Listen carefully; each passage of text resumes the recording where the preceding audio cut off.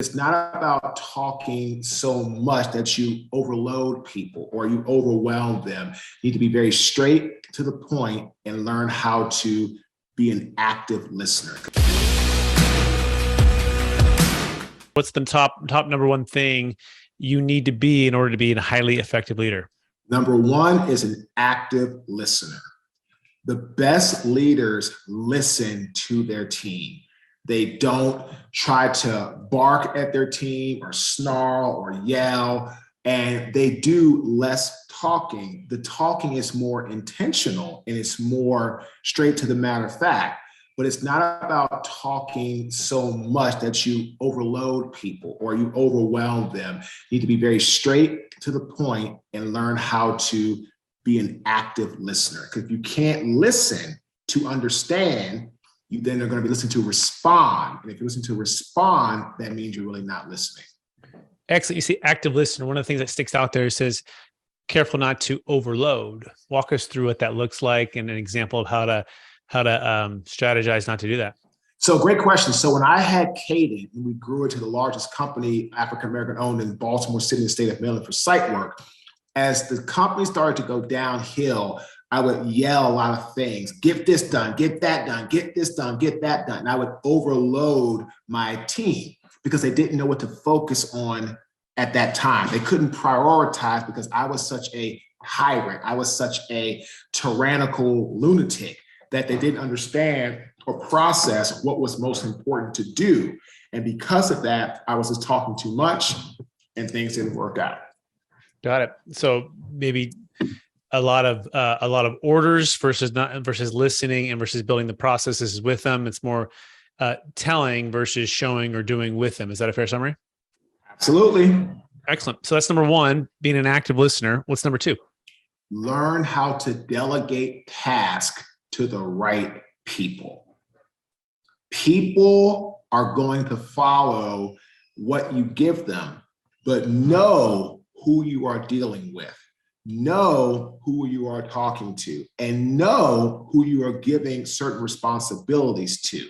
It's important because if I tell somebody to do something and they're not really the best to do it, I'm delegating to the wrong person. And as the leader who's serving people, you have to put the responsibilities with the right people. So delegation of tasks to the right people is absolutely essential as a leader. What's the number one secret to finding the right person for the right task or position? So you have to, through the hiring process, get people's strengths, what they do well, and over time, you'll go from belief in that person to trust in that person with discipline, dedication, consistency. We interviewed on our podcast Willie Parker, two-time Super Bowl champion with the Steelers. He has the longest touchdown run in Super Bowl history.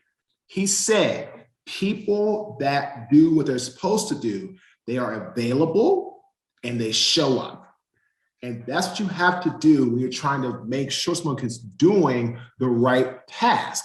Are they available? Are they going to show up? And do they have the competency to go along with it? So it comes, in my opinion, Brett, from just over time, consistency, and then developing that congruency that you're showing up at all times to get what needs to be done correctly.